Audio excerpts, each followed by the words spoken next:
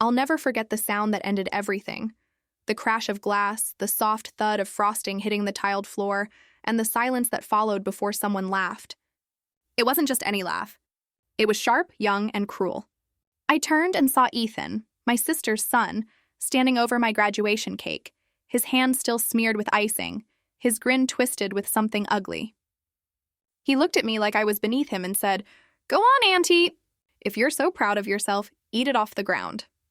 For a moment, no one spoke. My breath caught somewhere between my throat and my heart. I could feel every eye in that crowded living room on me. Cousins, neighbors, even Denise, my older sister, the one who had always seemed to enjoy watching me shrink. The cake lay ruined on the floor, the delicate sugar flowers crushed, my name smeared into nothing. I had spent years working for that moment, years of night classes, of washing other people's dishes just to afford tuition, of coming home to this very house and sleeping in the same room that still smelled faintly of our late mother's perfume. This was supposed to be a celebration of survival, but Denise's smirk told me otherwise. She crossed her arms and said lightly, "Ethan, stop it. You'll get the floor dirty." Not because she was defending me, but because she didn't want to clean it. There was mockery in her tone, like this had been rehearsed. Like she wanted me to see the reflection of who she thought I really was.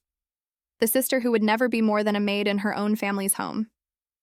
I felt my cheeks burn, but I didn't let my voice tremble when I asked, "Why would you let him speak to me like that?" Denise looked straight at me and said, "Because someone needs to remind you where you came from." The words hit harder than the laughter. Where I came from. I came from the same woman who raised her. The same woman who taught us to love one another, to protect one another. But in Denise's eyes, I was something less. I was the reminder of everything she'd lost, her job, her comfort, maybe even her pride. My success didn't inspire her. It humiliated her. And she wasn't going to hide it anymore. People began to whisper. I could feel pity crawling around me like a fog, pressing in until I wanted to scream. But instead, I bent down, picked up a piece of the cake with shaking hands, and said quietly, "It's fine. I'll clean it." Ethan chuckled and muttered, "Good girl." Denise smiled. That kind of slow, satisfied smile people wear when their plan works. That's when I knew. This wasn't a boy's misbehavior. It was a lesson. A cruel one. I forced a smile, the kind that hides tears, and said softly, "You'll regret this one day." And when I said it, Denise's smile faltered just a little. Maybe she saw something in my eyes. Maybe she realized I wasn't going to play the fool forever. But she quickly brushed it off, waving her hand like I was being dramatic. "Oh, stop being sensitive," she said. "It's just cake, just cake." The same way years ago it had been just money when she borrowed from me and never paid back.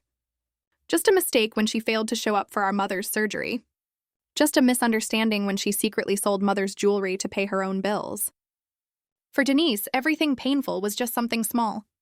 But that night, standing in front of everyone I thought cared about me, I understood that every just had been another knife in my back. I excused myself, pretending I needed fresh air. My heart was pounding so fast I could barely hear the sound of my own footsteps on the porch. Outside, the night was heavy, and I could smell the sweetness of the crushed cake still clinging to my fingers. I thought about my mother, about how she'd told me to forgive Denise, always, because family is all we have. But what if family is the very thing that breaks you? What if love is used like a leash to keep you small? Inside, laughter started again. I heard Denise's voice through the open window, low, gossipy, telling our aunt that I always made everything about myself. It was like a blade twisting. I wanted to go back in there, to throw every truth at her, to tell them all what she'd done, but I didn't. Instead, I sat on the steps, staring at the stars and wondering when exactly I became the villain in my sister's story.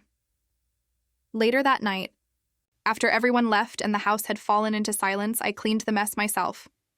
I swept up the cake, the glass, the spilled soda, and every trace of that so-called celebration. Each piece of broken sugar felt like a memory of all the times Denise had stepped over me.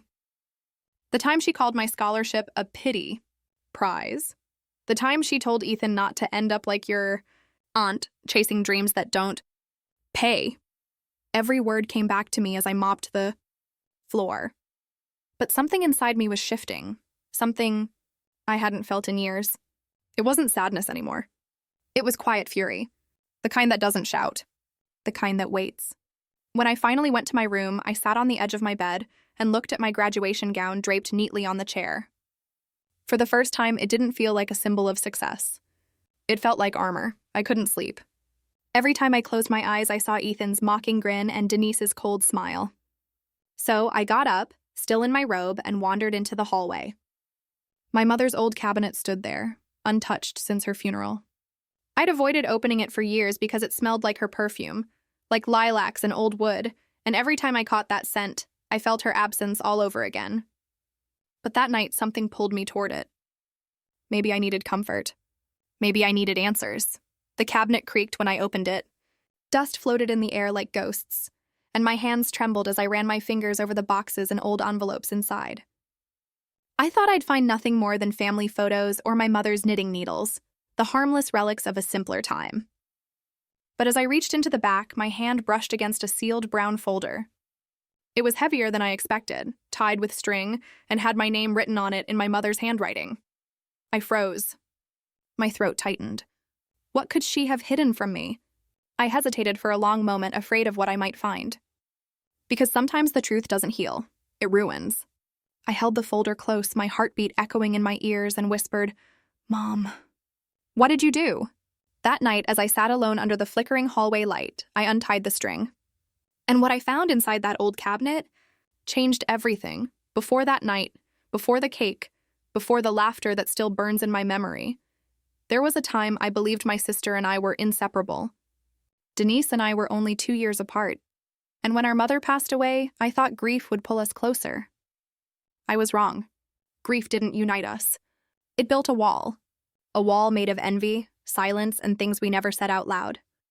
I remember standing in the hallway after the funeral, clutching the last box of our mother's belongings, while Denise counted the condolence envelopes. She didn't cry. She didn't even flinch. She just sighed and said, "I suppose I'll take care of the house now." I was too numb to argue, too lost in the emptiness of losing the only person who had ever made that house feel like home. In the months that followed, Denise fell apart, or that's what she made everyone believe. She stopped showing up for work, said the depression was too much, and when the bills started piling up, I stepped in. I paid for groceries, I covered Ethan's school tuition, and when she said she couldn't afford the funeral debt, I quietly took out another loan. I told myself this is what family does. But looking back now, I see the pattern. Every act of kindness was a rope she wrapped tighter around my throat. Every sacrifice made me smaller in her eyes, weaker, more useful. I didn't realize it then, but I was feeding her resentment one favor at a time. My graduation, that night of humiliation, was supposed to be my way out. A symbol that I could stand on my own, that I could build something from nothing. I thought Denise would be proud. I thought she'd finally see me as her equal.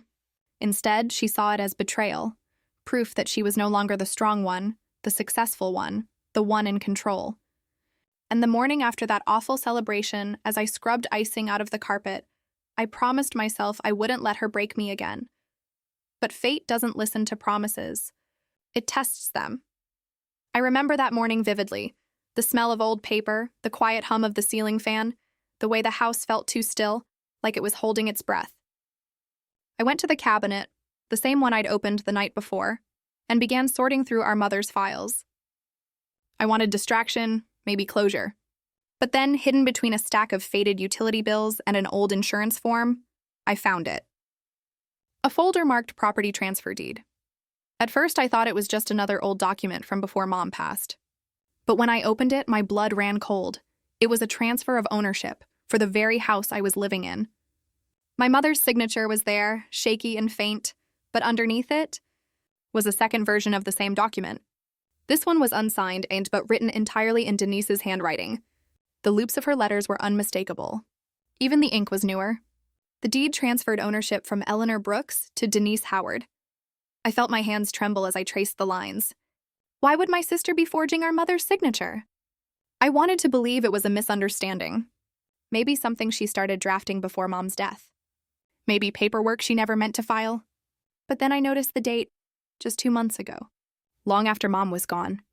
The ground beneath me seemed to shift. My first instinct was denial. The second was rage.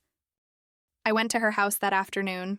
She opened the door, hair perfectly styled, perfume thick in the air. She smiled as if nothing had happened. "What brings you here, little sister?" she asked sweetly. I showed her the paper, my voice shaking. "What is this, Denise?" She didn't even flinch. She just took a sip of her coffee, looked at me over the rim of her mug, and said, "You wouldn't understand. You were always the favorite." The words cut deeper than the deed itself. The favorite. As if love had been some kind of contest. I tried to keep my voice steady. "You're forging Mom's name. That's a crime." She smiled. That same cold, rehearsed smile that had haunted me since we were children. "Is it?" she said quietly. "Or are you just jealous that she wanted me to have the house?" I could barely breathe. I asked her to explain, to show me proof, but she just turned away, laughing softly. "You always think the world is against you," she said. "Maybe it's time you grow up." That night, I couldn't sleep. Her words replayed in my mind like poison. I thought about the way Ethan had laughed at me, how easily she had manipulated him. How long had she been teaching him that I was the enemy? How long had she been rewriting our story in her own image? I tried to convince myself I was overreacting, that she'd never go that far. But then, from my bedroom window, I saw something that shattered any illusion I had left. Denise's car was parked under the streetlight, and Ethan stood beside it, talking to a man I didn't recognize. He handed the man a thick envelope. The man nodded, got into his car, and drove away. Ethan glanced toward the house before getting into the passenger seat, where Denise waited. I couldn't see her face, but I could feel it. The satisfaction, the control. They drove off without a sound, leaving me alone with questions I was too afraid to answer. The next few days passed in a haze. Denise stopped calling, stopped coming by. The silence felt deliberate.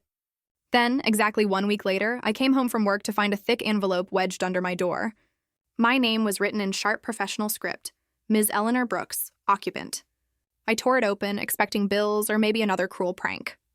But as I unfolded the letter, the room began to spin. It was from a law firm. The words felt like acid. "You are hereby notified that your current occupation of the property located at 214 Maple Drive is unauthorized and constitutes illegal possession of estate property. Illegal possession." My own home. My mother's house. I dropped the letter. My vision blurred. For a moment, I thought I might faint. The paper fluttered across the floor, and as it landed, I saw the signature at the bottom. Attorney J. Holland. The name clawed at my memory. It felt familiar. Too familiar. I picked up the letter again, forcing my shaking eyes to focus. J. Holland. No, it couldn't be, because that was the name of my mother's lawyer. The one who had handled her will. The one who had died 3 years ago. My mouth went dry. My hands went cold. What was his name doing on a document sent to me now? And in that moment, standing there in the house I might no longer own, I felt something I hadn't felt since the day my mother was buried. A deep, primal fear. Not just of losing everything, but of realizing that the people I trusted most had been planning this long before I even saw it coming. Tell me, what would you do if your own sister tried to take everything your mother left you? Would you fight? Would you forgive? Or would you start digging, even if the truth might destroy what little family you have left? Because I was about to do just that, and when I looked closely at the lawyer's letterhead, I recognized a name that should have been long dead. I thought I'd buried every ghost my family ever left behind. Until one signed a legal letter. That's what I told myself the morning I saw the name Mr. Holland printed neatly at the bottom of the page. My pulse stopped. My hands trembled as I traced the signature again and again. Holland was my late mother's executor, the man who helped her manage every will, every paper, every boundary between our family and chaos. But Holland had been dead for 2 years before my mother passed. I'd attended his funeral. I'd watched his wife cry over that coffin, and yet, here his name was, alive and bold, accusing me of illegally occupying the home my mother built with her own hands. I remember the room spinning as I clutched the paper to my chest. I could still hear Denise's words echoing from the week before. You never knew your place. Was this her doing? Was she behind this madness? Every fiber of me wanted to believe it was a clerical mistake, that some poor secretary at a law office had mixed up files. But deep down, I knew. This had her fingerprints all over it. That night, I couldn't sleep. I sat at the kitchen table with my mother's old box of documents spread out before me, the one she kept locked under her dresser. My hands shook as I flipped through yellowed papers, faded receipts, and tiny notes in her handwriting. That's when I saw it. An envelope with my name written in shaky pen, sealed but never sent. Inside, a note. If you're reading this, something's wrong. Don't trust anyone with my name attached to Holland again. My throat closed. My mother had known. From that moment, my grief twisted into suspicion. I started calling every number on the letterhead, but they all led to deadlines or new offices. I even drove to the address listed on the supposed law firm. It was an empty lot.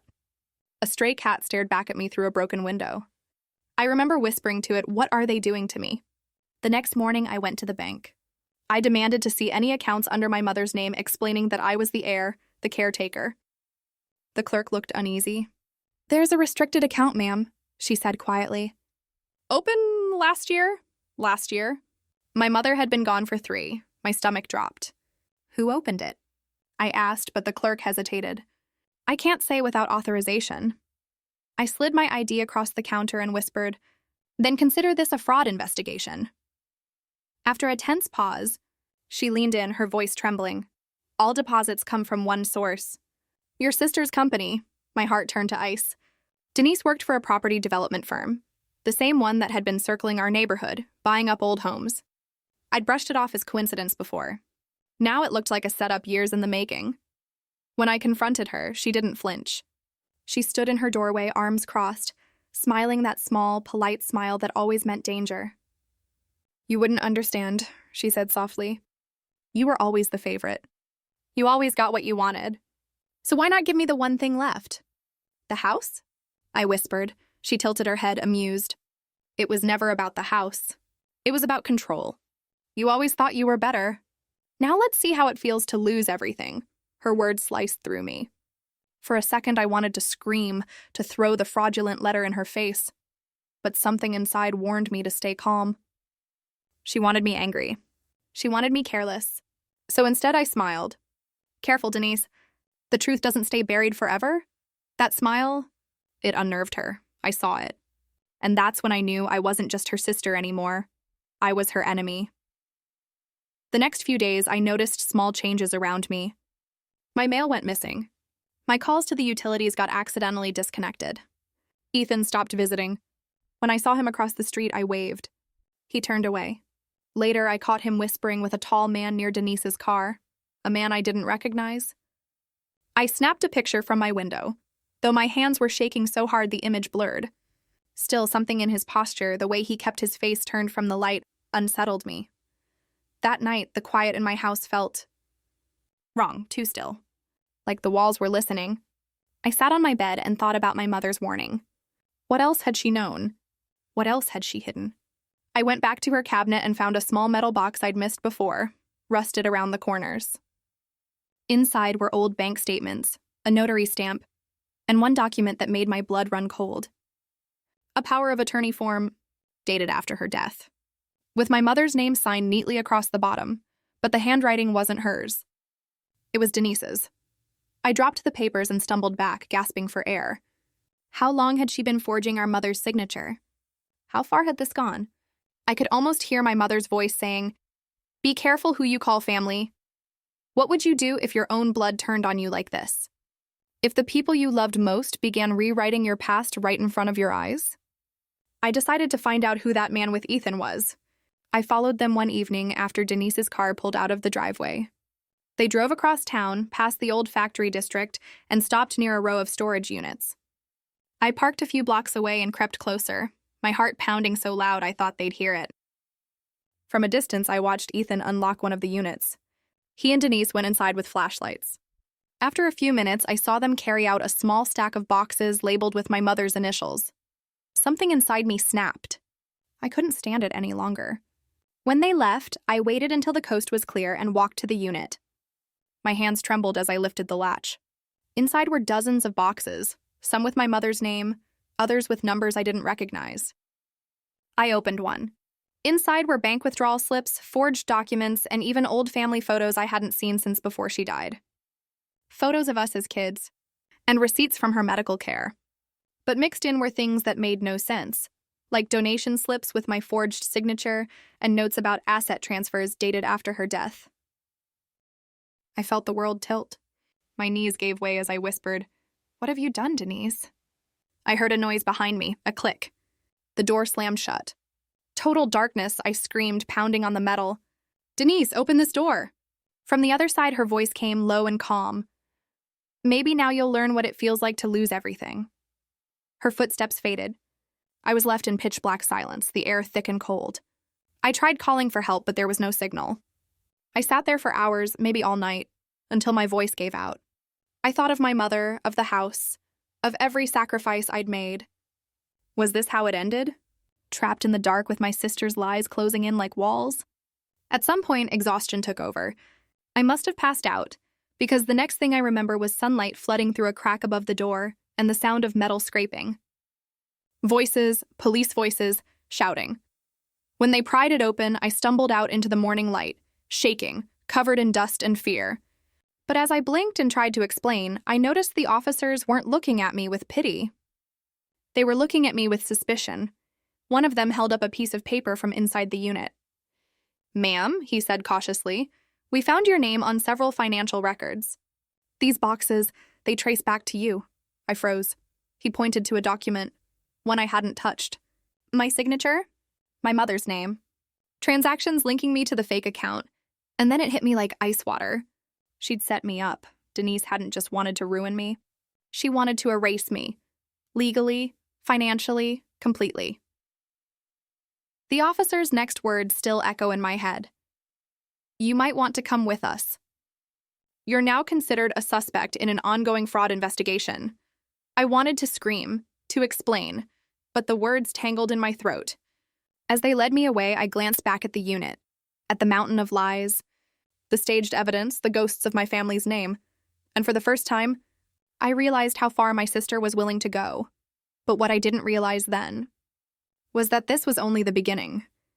Because when I looked closely at the lawyer's letterhead later that night in the police station, I recognized another name, one that should have been long dead.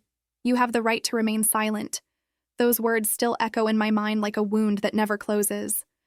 I can still feel the cold steel of the handcuffs around my wrists, the sting of humiliation as my neighbors peeked through their curtains. Denise stood on her porch pretending to cry. Her voice trembled just enough for the officers to believe her.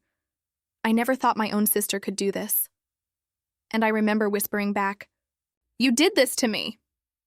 But my voice was drowned by the sound of the squad car door slamming shut. They paraded me through the neighborhood I had protected, repaired, and loved. The home I had kept alive after our mother died. Now I was the villain. The fraud. The thief. People I'd known for years stared as if I were a stranger. In that moment, it hit me. Denise hadn't just stolen money. She'd stolen my name. That night in the cell, the walls seemed to breathe. Every sound echoed, the clinking of keys, the distant cough of another inmate, my own heartbeat pounding against the silence. I kept asking myself one question. How do you fight someone who wears your face, signs your name, and rewrites your story? I thought of Ethan, the little boy who once drew me Mother's Day cards when his own mom forgot, and wondered how he could look me in the eye while helping destroy me. But then through the haze of panic, I remembered something my mother used to say. "When blood turns against you, find truth.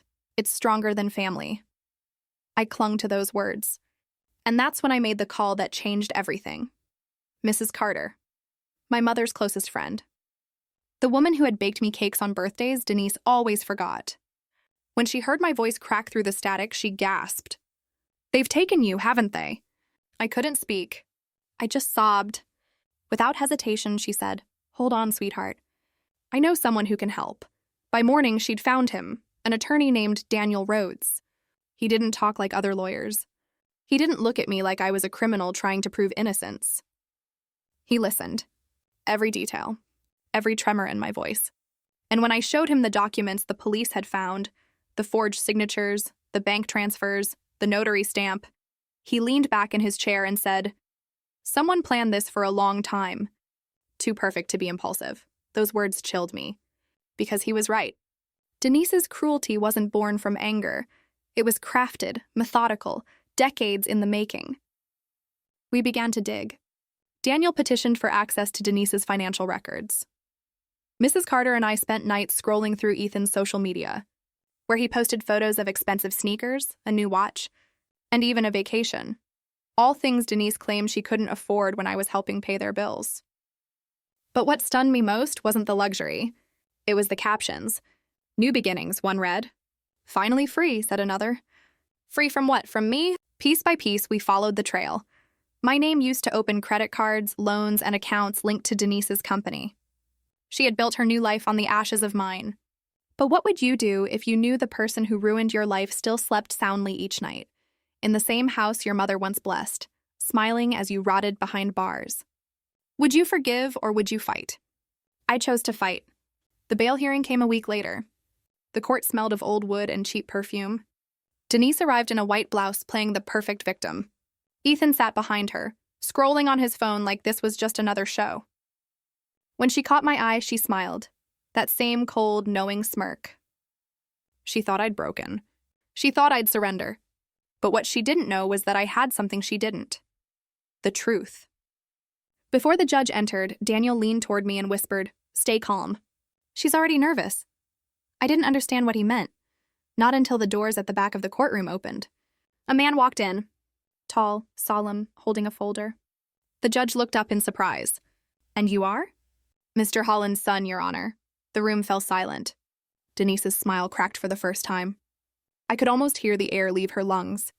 He stepped forward, eyes locked on her. "My father's death certificate, the one your firm submitted, was faked. My father didn't die when you claimed he did. He died 6 months later after confronting someone about forged property deeds. This," he said, lifting the folder, "is his sworn statement. He suspected you, Denise." Her face went pale. For the first time, she couldn't hide behind charm or tears. The judge turned toward her lawyer. "Would you like to respond?" But she just sat there, frozen, gripping the edge of the table. I felt a surge of something I hadn't felt in months. Power. Not revenge. Power. The kind that comes when the truth finally crawls out from under years of manipulation. But just when I thought I'd won, she looked at me. That old, familiar coldness crept back into her eyes. And then she did something none of us expected. She laughed. It wasn't loud. It was soft, trembling, but filled with venom. "You think this ends with me?" she whispered, just loud enough for me to hear. "You think this is about money?" I wanted to ask what she meant, but the judge called the session to order. As the hearing went on, Daniel presented evidence of the forged bank accounts, the emails, the false deeds, every step Denise had taken to erase me. Her lawyer tried to object, tried to twist the facts, but it was useless. The evidence was airtight. Still, Denise sat there with that eerie calm, her eyes glassy but calculating. When the judge called for recess, I walked past her table. I expected anger or maybe shame. But instead, she whispered, "You shouldn't have opened that cabinet." My heart stopped. She knew about it, about the cabinet where I'd found my mother's warning. That meant she'd been watching me long before the night of the cake, long before the humiliation. Maybe even before our mother died. I wanted to scream at her, demand why, but I held it in. Because I realized something, she wanted a reaction. She wanted me to lose control, to confirm the picture she'd painted of me as unstable. So I walked away.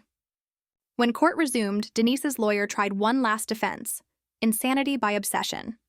He claimed I had always been jealous, that I'd fabricated the conspiracy to reclaim a house I'd lost to mental decline. The gallery murmured. The judge frowned. For a moment, I felt the room tilt again. The same dizzying humiliation from that night of the fallen cake. But Daniel stood up steady and clear. "Your Honor," he said, "we have a certified statement proving this wasn't madness, it was fraud. And not just fraud. Identity theft, inheritance embezzlement, and falsification of legal documents tied to the late Mr. Holland." He turned to Denise.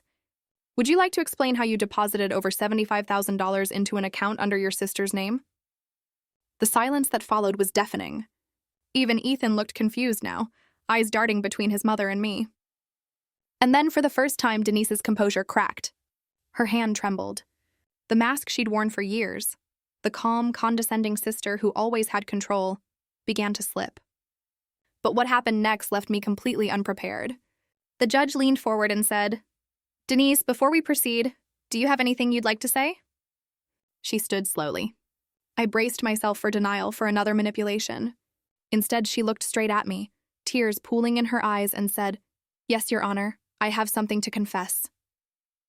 The room froze. Even her lawyer looked stunned.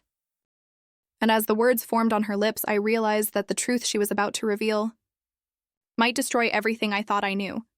About her, about our family, and even about our mother. Because whatever came next was going to change everything. She's lying, Denise screamed, her voice cracking through the courtroom like glass shattering on marble. The entire room froze. Her hands trembled as she pointed at me, tears streaking her mascara. She never deserved anything. Not the house, not the inheritance, nothing. For a second, I couldn't breathe. The judge's gavel struck once, sharp and commanding, but Denise kept going, her words pouring out like venom that had waited years to be released. "I forged it, all right? The will, the transfer papers, it was me," she sobbed almost proudly, like her confession was a twisted victory. "Because she didn't earn any of it. Mom knew she wasn't even ours." The air changed. You could feel it. My pulse roared in my ears as every head turned toward me. "Not yours?" the judge repeated, voice cautious, almost disbelieving. Denise straightened, chest heaving, and said the words that burned into me forever. "She's adopted. Mom told me before she died. I just did what was right." A hush fell so deep you could hear someone breathe 2 rows back. I felt the world tilt. Adopted? My knees weakened. I tried to remember every word my mother had ever said to me.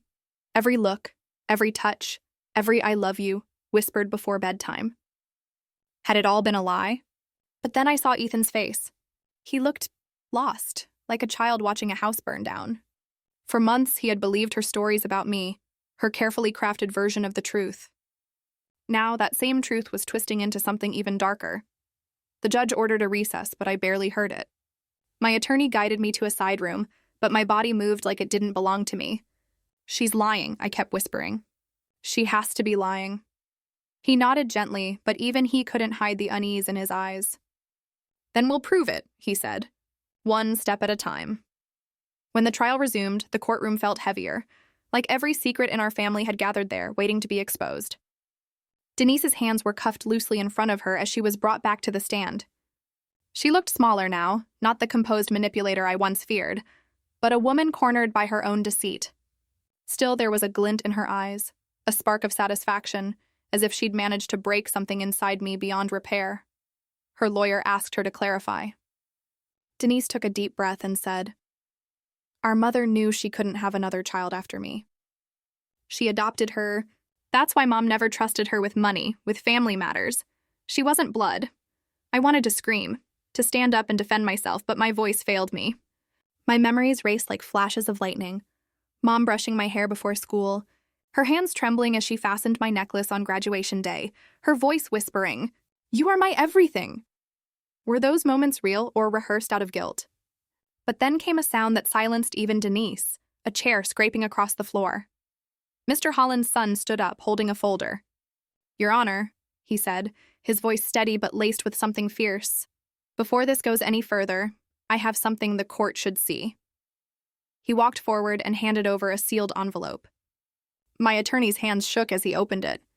Inside were DNA reports dated years ago, signed and notarized by my mother herself. My throat tightened as the words came into focus. Biological relationship confirmed, maternal link established. It felt like the world exhaled. Denise froze mid-breath, her mouth slightly open, her face draining of color. "No," she whispered, almost childlike. "That's not possible." But the evidence spoke for itself. My mother had anticipated this, that someday Denise's jealousy would turn into something dangerous. She had filed proof before she died, as if protecting me one last time. Denise's composure cracked completely. "She always loved you more," she screamed, her voice raw, desperate. "You took everything from me, her attention, her approval, her love." The judge's gavel came down sharply. "That's enough, Ms. Daniels." But Denise kept going, shaking uncontrollably. "I did it because she chose you. Do you hear me? You were never supposed to be here." Every word stabbed deeper. I wanted to hate her, but all I saw was a woman drowning in the same storm she created. And maybe, deep down, she wanted to be caught, because it was the only way to stop her own guilt from devouring her. the judge ordered her taken into custody for fraud, forgery, and obstruction. Ethan, who had sat silent until now, suddenly stood, tears streaming down his face. "Mom, please," he whispered, but she didn't look at him. For the first time, she seemed to see nothing at all. He turned toward me, voice trembling. "I didn't know. I swear I didn't know she—" His words broke. I nodded slowly, though I didn't trust my own voice enough to speak. When the gavel finally struck for the last time, I expected to feel triumphant, vindicated. But instead, I felt hollow. Justice didn't taste like victory. It tasted like ash. Because no matter what the court decided, I had already lost something no verdict could restore: the family I thought I had. As the courtroom emptied, cameras flashed from every direction. I could hear the murmurs, the reporters, the chaos of curiosity. One of them shoved a microphone toward me and asked, "Are you proud to have exposed your own sister?" For a moment, I just stared at her. The words rolled around in my head, each one cutting deeper than it should. Proud? No, there was nothing to be proud of in what had just happened. Only truth, and the wreckage it left behind. Finally, I looked straight into the camera, my voice steady but soft. "The truth doesn't destroy families," I said. "Secrets do." The room fell silent again. And for the first time, I felt like my mother could finally rest. But later that evening, when I got home and closed the door behind me, the weight of everything hit at once. I sank to the floor and cried, not for Denise, not for the money, not even for the humiliation, but for the years we wasted pretending we were something we weren't. Ethan called once that night. I didn't answer. Maybe one day I will. But I wasn't ready yet. The silence in my house felt safer than any apology could. I thought it was all over, that the lies had finally been buried with the verdict, but the next morning, I opened my mailbox and found a single envelope addressed to me in her handwriting. It was postmarked the day before the trial ended. My sister's last letter, and as I held it in my shaking hands, I realized maybe the truth hadn't finished with me yet. The letter arrived on a rainy morning, months after the trial, tucked between dull bills and a grocery flyer. I recognized the handwriting immediately, the way her D curved too sharply, as if even her penmanship was trying to prove something. My chest tightened. It had been so long since I'd seen her name. For a moment, I thought about throwing it away. After everything Denise had done, what could she possibly have to say that I hadn't already heard screamed across a courtroom? But I couldn't. I sat at the kitchen table, the same one I had scrubbed 100 times trying to erase memories that refused to fade, and tore open the envelope. Inside was a single folded sheet, creased and smudged like it had been held too long by trembling hands. The first line read, "I'm not asking you to forgive me." My throat closed. I kept reading. She said she wasn't sorry for what she did. Not really. She wrote that she regretted why she did it. That she'd spent her whole life measuring herself against me, desperate to be the daughter our mother loved most. "I thought if I destroyed what you had," she wrote, "I could finally stop feeling small." But then came the line that cut deepest of all. "You always had something I never could. Peace." I read that sentence over and over. Peace. She was right. Even in the chaos she created, even when I'd been humiliated, handcuffed, and betrayed, there was still a small, quiet part of me that refused to hate her. Maybe that was what she saw all along, the one thing she couldn't steal or forge. But then the next line stopped me cold. Sometimes I wish they had adopted me instead. For the first time since her arrest, I cried. Not the bitter, angry kind of crying that used to leave me shaking, but the kind that comes when your heart finally accepts the truth, that some people destroy you because they can't stand the light you carry. I folded the letter carefully and placed it in a drawer. I didn't know if I would ever write her back. Some wounds don't close with words, only time. A few weeks later, Ethan showed up at my door. He stood there awkwardly, holding a box of my favorite pastries from the old bakery downtown. "I didn't know what to bring," he said softly, his voice cracking the way his mother's used to when she was trying to sound strong. I didn't say anything at first. I just stepped aside and let him in. He looked around the small apartment, the plants on the windowsill, the half-read books on the table, and smiled faintly. "It's quiet here," he said. I nodded. "That's the point." We sat for hours, talking about everything except what had happened. But eventually he looked down at his hands and whispered. I didn't know how much damage I caused until I saw her break in court. I thought loyalty meant standing by her no matter what. I didn't realize it meant standing for what's right. I reached across the table, resting my hand over his. It's not too late to learn, I told him. From that day on, he began to visit regularly, sometimes for dinner, sometimes just to sit in silence. Over time, his presence stopped reminding me of what I'd lost and started reminding me of what was still possible. When he told me he wanted to go back to college, I offered to help pay for his tuition. But I made him promise one thing: never let your love for someone blind you to the truth. He nodded, eyes glistening.